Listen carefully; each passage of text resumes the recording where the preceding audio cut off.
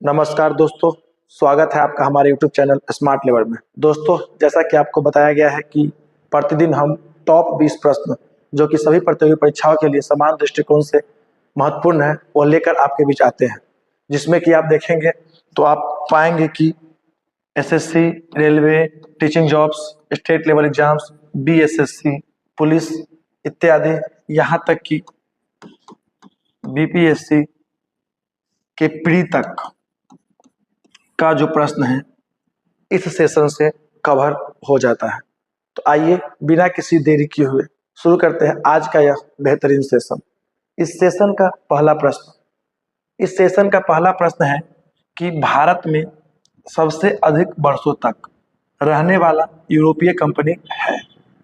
तो आपको पता है कि भारत में बहुत सारा यूरोपीय कंपनी का आगमन हुआ, बहुतों ने यहाँ पर व्यापार किया, व्यापार करने के साथ साथ शासन प्रशासन चलाने का कार्य भी किया है।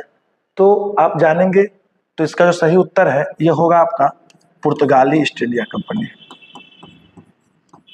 पुर्तगाली ईस्ट इंडिया कंपनी यह 1498 में आया और 1961 में गया। तो सर्वाधिक काल के लिए भारत में रहने वाली जो पुर्तगाली यूरोपीय कंपनी है वह कौन है? तो वह पुर्तगाली है।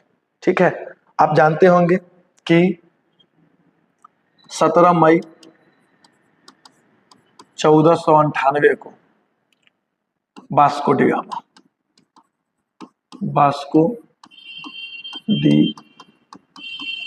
गामा भारत आया। किस रास्ते से आया? केप ऑफ गुड होप, आशा अंतरिक्ष द्वीप के रास्ते से भारत आया। इसको अब्दुल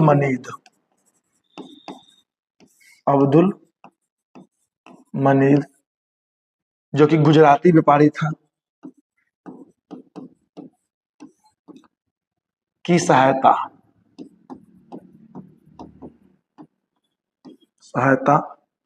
से भारत पहुंचा। भारत पहुंचने के बाद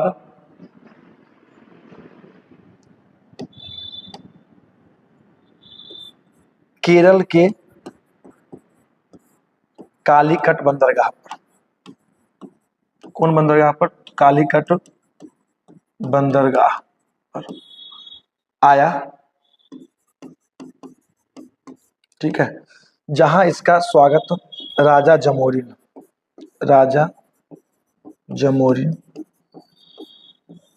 के द्वारा किया गया। ठीक है, तो यह बात आपको हम बताएं कि जो 1498 में वास्को डी गामा भारत आया, किस रास्ते से आया? तो केप ऑफ गुड होप के रास्ते से भारत आया। उसके बाद किसकी सहायता से आया? तो गुजरात के व्यापारी अब्दुल मनीद की सहायता से भारत पहुंचा। कहाँ आया भारत में? तो केरल के कालीकट बंदरगाह, जो केरल का कालीकट बंदरगाह है इधर ही आपको आया कौन? Vasco D gamma. उसके आने के पश्चात वहां का जो तत्कालिक उस समय का जो राजा था जमोरिन, उसके द्वारा क्या किया गया? उसका स्वागत किया गया। आइए दूसरा प्रश्न देखते हैं हम लोग। दूसरा प्रश्न है कि भारत में पुर्तगाली शक्ति का वास्तविक संस्थापक कौन था? तो पुर्तगाली शक्ति का वास्तविक संस्थापक आपका कौन था? तो यह था अल्बुकर्क। ठीक है, अल्बुकर्क को भारत में जो पुर्तगाली शक्ति है उसका वास्तविक संस्थापक इसलिए कहा जाता है क्योंकि इसी के द्वारा 1510 में, ठीक है, गोवा को क्या किया गया? अधिकृत किया गया। ठीक है, गोवा पर कब्जा किया गया और इसके बाद से ही जो है सो पुर्तगाली शक्ति का भारत में वास्तविक स्थापना माना जाता है। इसके लिए भारत में पुर्तगाली शक्ति का वास्तविक संस्थापक आपका कौन है? तो अल्बुकर्क है। अगला प्रश्न है कि किस स्थान पर भारत में प्रथम नगर निगम की स्थापित किया गया? तो देखिए जो नगर निगम है आज आप देख पा रहे हैं, वह उसका सबसे पहले भारत में जो स्थापना हुआ है वह हुआ है मद्रास में। मद्रास 1668 में, जो वर्तमान का चेन्नई है, चेन्नई, ठीक है, वर्तमान का चेन्नई 1668 एडी में जो है सर्वप्रथम भारत में मद्रास शहर के अंदर नगर निगम का स्थापना किया गया। अगला प्रश्न देखिए, चौथा नंबर, कि ईस्ट इंडिया कंपनी के किस अंग्रेज गवर्नर को औरंगजेब द्वारा भारत से निष्कासित किया गया? तो औरंगजेब के बारे में आप जानते हैं, औरंगजेब जो कि मुगल वंश का एक शासक था, उसी के मृत्यु के पश्चात इन कंपनियों का क्या हुआ कि यहाँ पर बहुत वर्चस्व रहा। जब तक वो जीवित रहा तब तक कम वर्चस्व होना माना जाता है। उसके मृत्यु के पश्चात मुगल वंश का पतन स्टार्ट हो गया। उत्तर मुगल काल उसके बाद से शुरू हो जाता है हमारे इतिहास में। तो यह जो था, कौन था? उसका नाम था John child. John child. John child अपना मनमानी करने लगा था, तो इसके कारण बस वहां के जो तत्कालिक राजा थे औरंगजेब, उनके द्वारा क्या किया गया, इनको निष्कासित कर दिया गया। आज का पांचवा प्रश्न है, बांडीवास का युद्ध कब हुआ? देखिए बांडीवास का युद्ध आपको पता होगा कि यह जो है सो 1760 में हुआ है। कब हुआ है? 1760 में, ठीक। तो जनवरी 1760 में कौन युद्ध? बांडीवास का युद्ध। बांडीवास का युद्ध, ठीक है। और बांडीवास के युद्ध में लड़ा कौन? इसमें लड़ेगा आपको अंग्रेज। अंग्रेज कहना उचित नहीं है, east India company, east India company, और एक तरफ से लड़ेगा आपको फ्रांसीसी, फ्रांसीसी, जिसमें इसकी क्या होगी? विजय होगी, यह जीतेगा और यहीं से इसका क्या माना जाएगा? पतन माना जाएगा, ठीक है। तो बांडीवास का युद्ध जो है तुम्हारा जनवरी को हुआ है। कोई पूछे कितना जनवरी, बहुत लोग पूछेगा कि 22 जनवरी को। कितना जनवरी को? 22 जनवरी को। 22 जनवरी 1760 में क्या हुआ है? बांडीवास का युद्ध हुआ है। और यह युद्ध ईस्ट इंडिया कंपनी और फ्रांस कंपनी के बीच हुआ, और इसी युद्ध के बाद फ्रांस का पतन हुआ माना जाता है। फ्रांसीसियों ने अपना नगर मुख्यालय किस नगर को बनाया? तो फ्रांसीसियों के द्वारा उसका नगर मुख्यालय जो है किसको बनाया गया? तो आप जानते होंगे अभी वर्तमान में उसका नाम है पुडुचेरी। लेकिन जब फ्रांसीसियों के द्वारा उसका मुख्यालय बनाया गया तब उसका नाम उस समय क्या था? तो उस समय उसका नाम था पांडिचेरी। पांडिचेरी या फिर पुडुचेरी भी इसको कहते हैं अभी। आगे है कि अंग्रेज ने किस मुगल बादशाह के समय पटना में अपनी व्यापारिक कोठी खोली? तो अंग्रेजों के द्वारा पटना में जो व्यापारिक कोठी है वह 1632 में खोला गया। कब खोला गया भाई? 1632 एडी में। और 1632 के समय कौन था? तो शाहजहां था, ठीक है। शाहजहां उस समय मुगल बादशाह था 1632 में, जब बिहार के पटना में सर्वप्रथम अंग्रेजों क्या क्या हो गया? व्यापारिक फैक्ट्री खोला गया। कर्नाटक के युद्ध किन किन के मध्य लड़ा गया? तो आप जानते हैं कि इस युद्ध का नाम क्या है? कर्नाटक का युद्ध। लेकिन यह युद्ध कर्नाटक के साथ कोई संबंध नहीं रहा है, इसे कहा जा सकता है। कुछ संबंध है भी, आंतरिक संबंध, लेकिन इसका नाम कर्नाटक के युद्ध है, यह बात जो है सो तथाकथित है, ठीक है। अब देखिए कौन कौन लड़ेगा इसमें। इसमें लड़ेगा आपको अंग्रेज और फ्रांस, ठीक है। तो अंग्रेज और फ्रांस लड़ रहा है, ठीक है। और नाम है इसका क्या? कर्नाटक का युद्ध। चोल का युद्ध कब हुआ? अभी 9वां प्रश्न है आपका कि चोल का युद्ध कब हुआ? चोल का युद्ध आपका हुआ है 1508 में, ठीक है। चोल का युद्ध कब हुआ? तो 1508 एडी में चोल का युद्ध हुआ, मिस्र और पुर्तगाल के बीच। मिस्र और पुर्तगाल के बीच। इसमें मिस्र का क्या हुआ? जीता,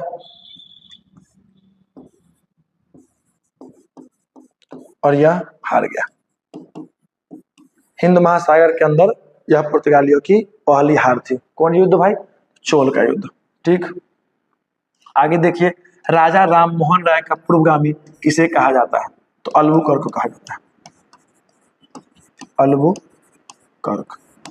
अल्बुकर्क को राजा राममोहन राय का पूर्वगामी इसलिए कहा जाता है क्योंकि जब अल्बुकर्क भारत आया तो जहां पर पुर्तगालियों का शासन था वहां पर क्या किया इसने, इसने वहां पर सती प्रथा को पूर्णतः रोक लगाने का काम किया। आपको पता है कि राजा राममोहन राय ने भी सती प्रथा का 1829 में प्रयास करके इसका रोक करवाया था।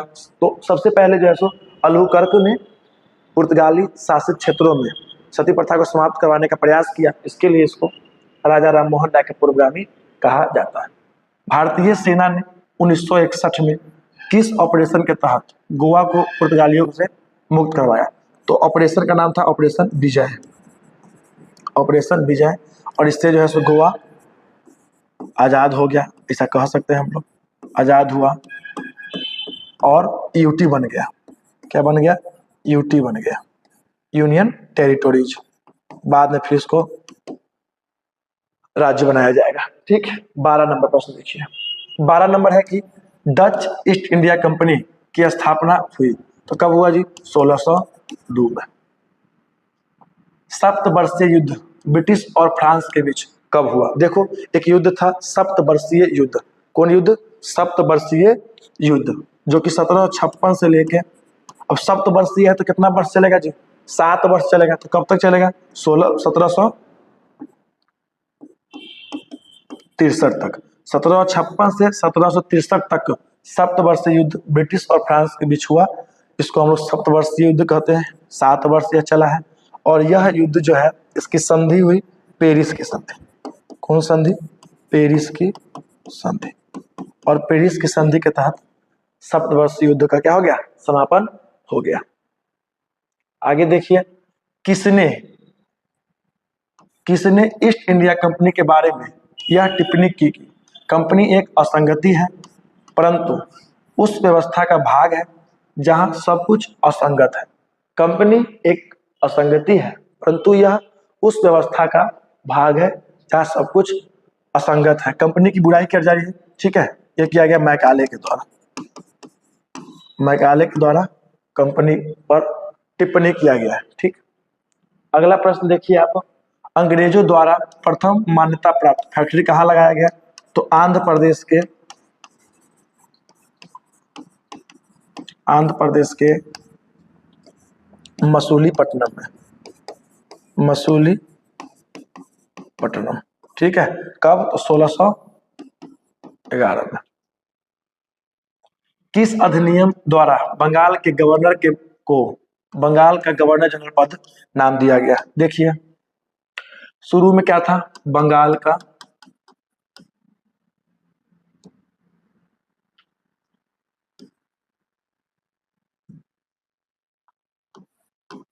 का गवर्नर। ठीक है, फिर है आपका बंगाल का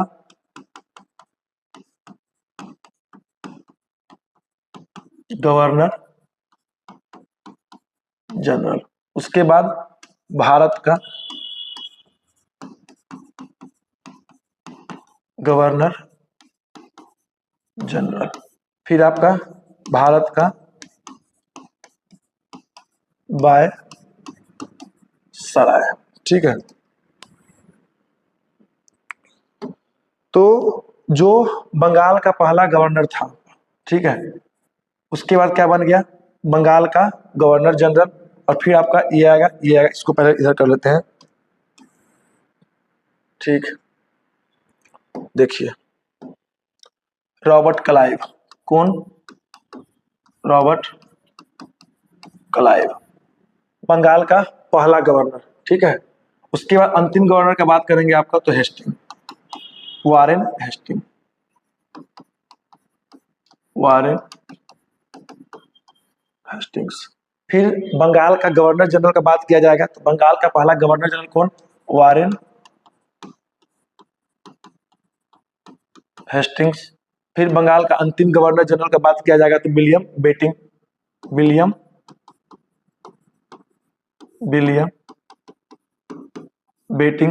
फिर भारत का गवर्नर जनरल तो केनिंग। फिर भारत का अंतिम गवर्नर जनरल कौन होगा? सॉरी, पहला आपका होगा विलियम बेटिंग। William betting. अंतिम कौन होगा? केनिंग।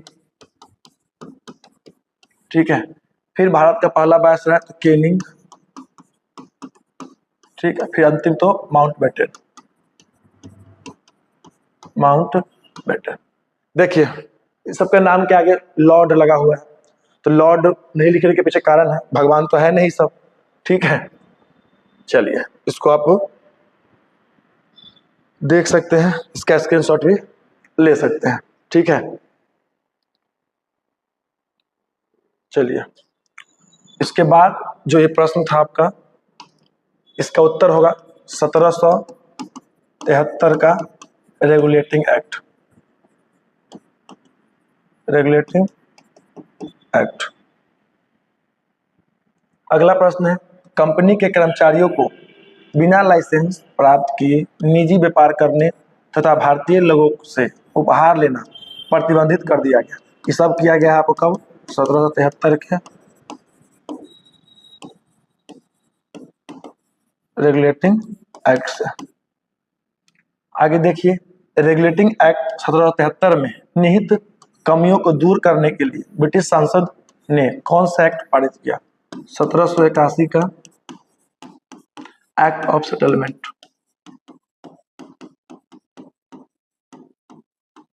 ठीक है, आगे देखिए, किस एक्ट के तहत गवर्नर जनरल परिषद की संख्या 4 से घटाकर 3 कर दी थी? देखिए गवर्नर जनरल का परिषद था, उसमें परिषदों की संख्या 4 से घटाकर कितना कर दिया गया? तो 3 कर दिया गया। ये कर दिया गया आपको 1784 के पिट्स इंडिया एक्ट से। Pitt's India act. आज का 20वां और अंतिम प्रश्न है आपका, गवर्नर जनरल को वीटो की शक्ति का अधिकार किस एक्ट के तहत दिया गया? एक शक्ति है, ठीक है, वीटो की शक्ति, तो किससे दिया गया? 1786 के एक्ट से। 1786 के एक्ट से। ठीक है, यह आज का अंतिम प्रश्न था। ठीक ठीक इसी तरीके से प्रतिदिन हम 20 प्रश्न लेकर आते हैं, जो कि सभी एक दिवसीय, जितना भी वनडे एग्जाम है उस सब के लिए महत्वपूर्ण है। ठीक है, थैंक यू।